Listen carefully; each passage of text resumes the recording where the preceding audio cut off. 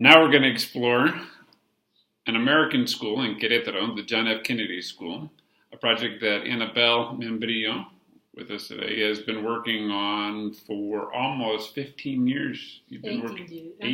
No, 15 years. 15 years you've been working with this group during many cycles. So this is very exciting. So tell us a little bit about the school. It's kindergarten through 12. It's K-12. It has around 1,500 students, and next year they're going to be having their 55th anniversary. 55th anniversary. 55th anniversary. And this school has, and you need to know the context to understand what happened next. But the school doesn't have an owner, so they have a board of directors, a parent council, an assembly that has parents and all former parents that want to be involved in the process, and also it has the faculty. And also what happens with this specific school, because it's an American school, it has a lot of the parents has a lot of power, economical and political power. So kids lives in a specific type of reality. So that's important for the process that the school started to do in 2004. That it was about changing the whole culture inside the school in service of the kids and how the kids were developing themselves. Right, so this is not a school that's part of the Mexican public school system, so it's not part of the Secretariat de Educación Pública. No. But any school in Mexico has to abide by the rules of the Secretariat. Yeah. But it's a private school, but it doesn't have an owner, so it's not a privately owned, but it is a private institution that's owned by or run by the families and the faculty in these. And by being an American school means that it also has to meet the Secretariat of Public Education system requirements, but it gives the child an American-based education that's recognized within the United States as an American-based education, and the education is given in English. They also most of the education is given in English. But and also they have 3 different systems they have to take into account. That is the Secretariat de Educación Pública in Mexico, the IB, that is International Baccalaureate, and the National Baccalaureate program. Yeah. That one. And also the SACS, that is one specific group that gives certifications for schools in different parts of the world around academic standards. Excellent. And so you started working with this school in 2004. It's in Querétaro, which is in north of Mexico City, a couple of hours, 2 hours to 5 hours, depending on traffic. And what have you done with them? So over that time period, what were sort of the processes that you've done with them? Well, at the very beginning in 2004, they were calling us because they were just beginning the process of the certification with SACS. And part of the requirements were that they could have a very strong strategic planning process and everything in place with the institutionalization of the school, with the internal processes and everything. So they call us to build up the strategic process, but also during the conversations, we started to realize that they also wanted to go through what we call it now with economics, a very participative process for the deep share purpose. So we did the whole strategic planning process, the mapping and the analysis.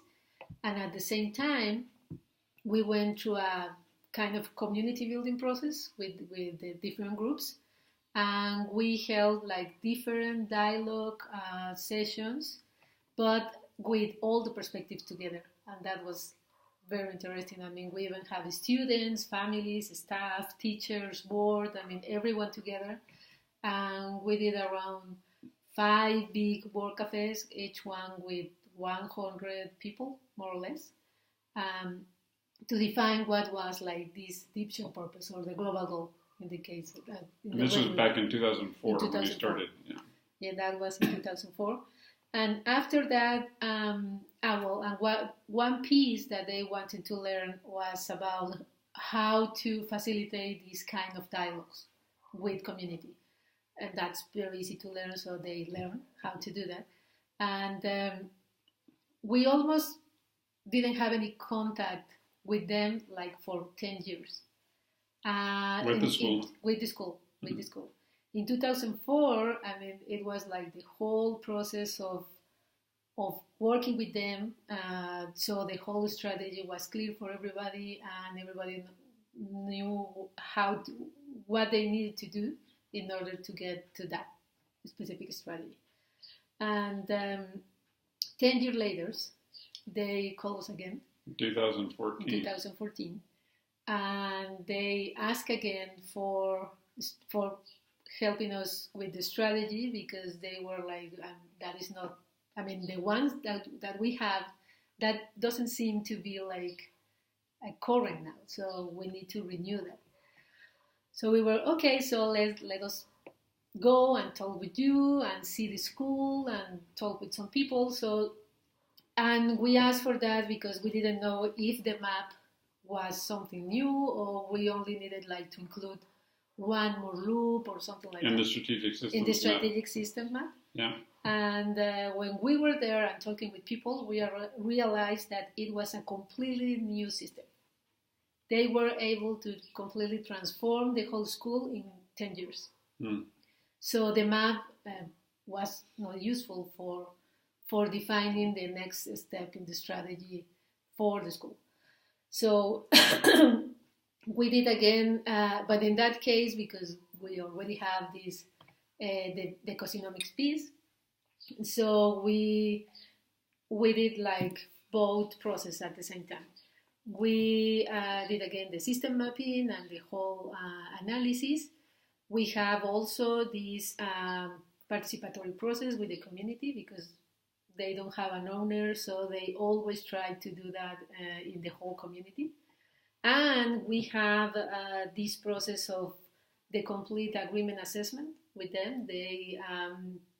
The whole school, except parents and students, answered the survey. It was around 150 people, with interviews, observation of meetings, and reviewing the whole manuals of processes and everything. So it was. So like you did the agreements health check survey and the agreements evidence mapping as well, as the whole strategic clarity and analysis. Yeah. But it was this agreement assessment. I mean, the full agreement assessment. It was not just the tools. It was like the full thing going on.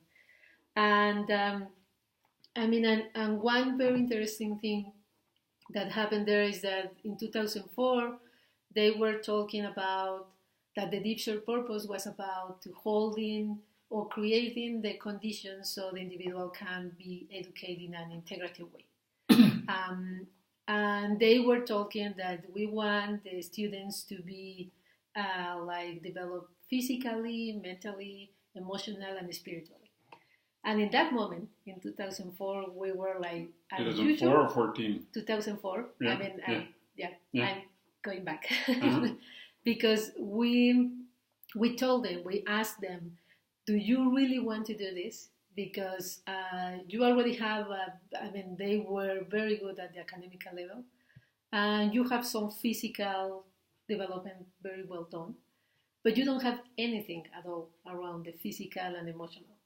So if you really want to do this, most likely the school needs to completely transform their structure to develop new capacities that you don't have now, and change everything inside school. So they were like, yes, we want to commit to that. And we were like, okay.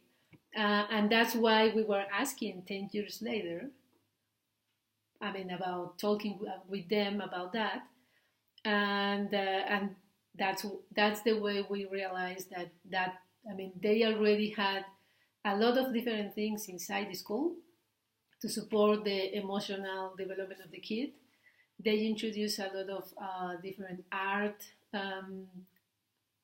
like art classes, but it's not just classes, the art approach. And I mean, so they include a lot of different things inside. And they also had some special groups, like teachers supporting teachers for the ones that needed something to approach a group or a kid. They also have school within a school. That because they are very, that's also very important, they are multicultural. At the beginning, they were more like bicultural, like more American Mexican, but now they have like 14, 15 different cultures inside the school. So this multiculturality, they ask for them to be aware that if they receive a student for Korea, then they have a process, and that's the name of that process is a school within a school, to support the kid in the process of like being adapted to the Mexican culture and the new language and everything, and the school. So they have a lot of different groups and support like that for the students. And so in 2014, that's again what we did.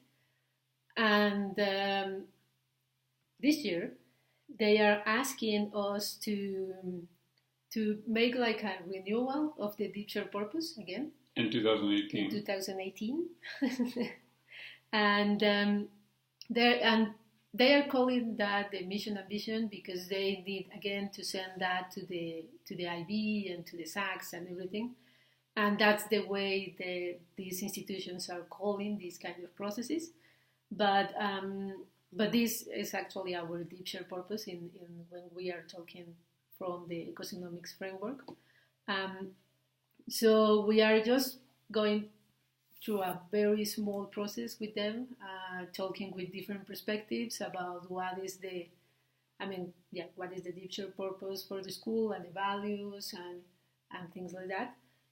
But we are just like in the middle of that small process with them now. Excellent. So what have been some of the insights that you've seen for yourselves or for the community going through this whole process? Because one was they had to do it for the International Baccalaureate program and the certification process. What insights did you get or did they get from going through the process? That in this case, it was also this realization that they were working in 3 different lines.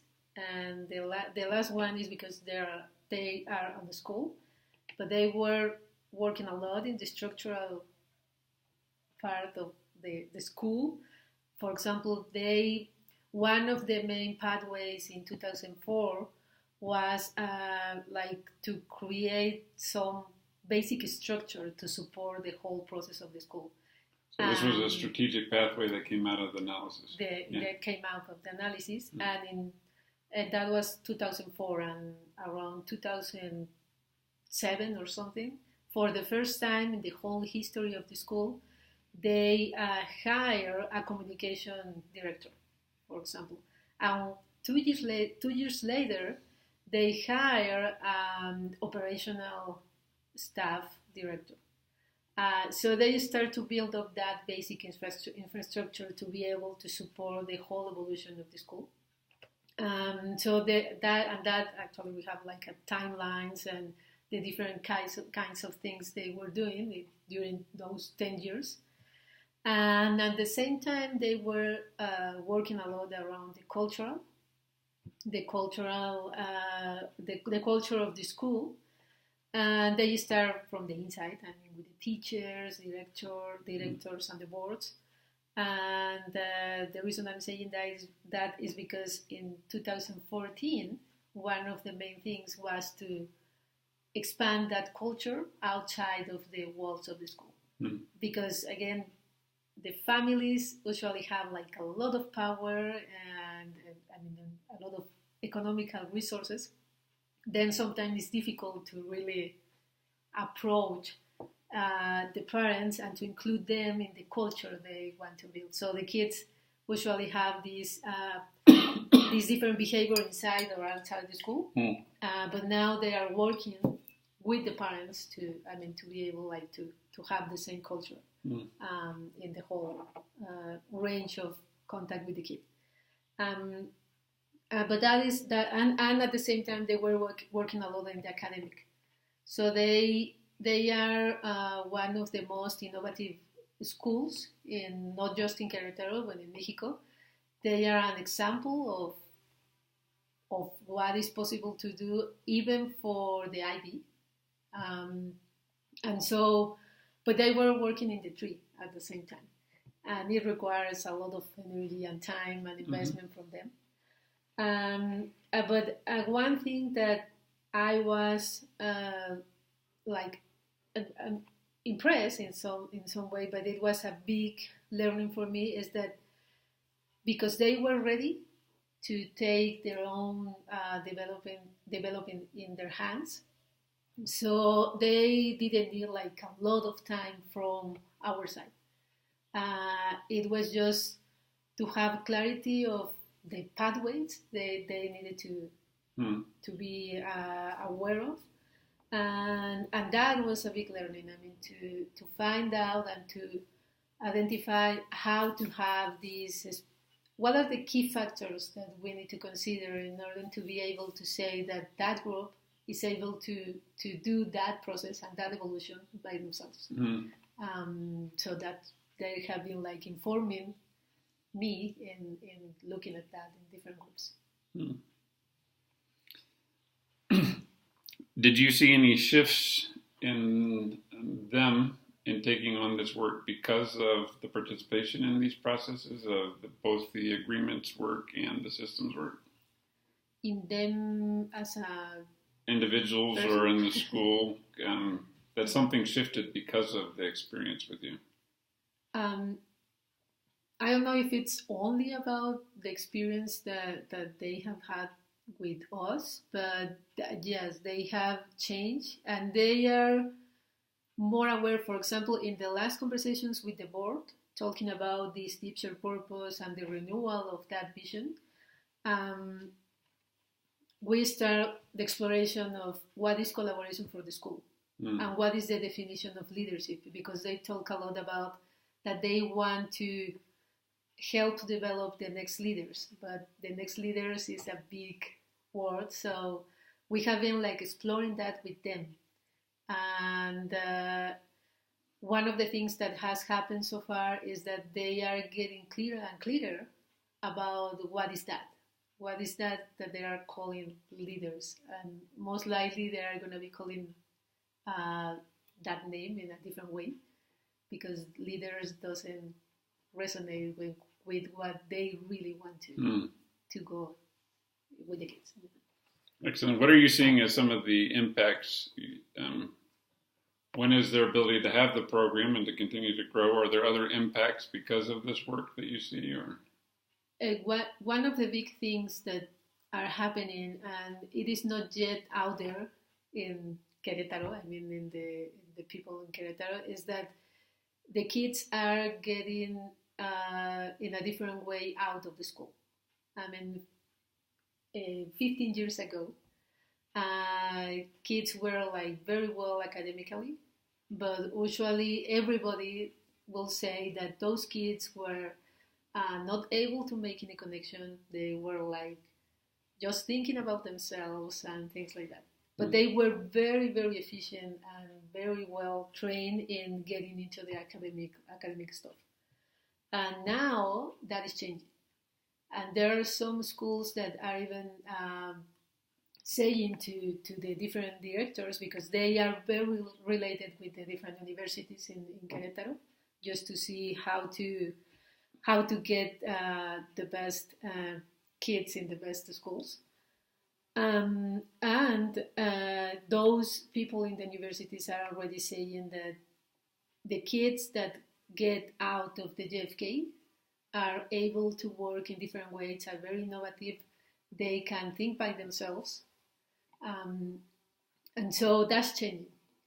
And also they have new programs that are helping, and again, that's because that's an American school with a very specific elite condition, but that is helping a lot, not just to the kids, but for the families, to be aware that there are other social realities. And that because most likely these kids are going to be the next leaders in government and companies and everything, they need to be aware of that. And they need to have a sensibility about that in the future. I mean, and they have indicators and everything, and those has been also improving through time. But I think that those could be like the best impact so far. That's great. Thank you. Anything else you want to share about this project? No. Great. So, John F. Kennedy School in Queretaro, Mexico, K through 12 education, using the agreements framing, the strategic systems framing, collaborative process framing over a 14 to 15 year process with Annabel Membrillo. Thank you.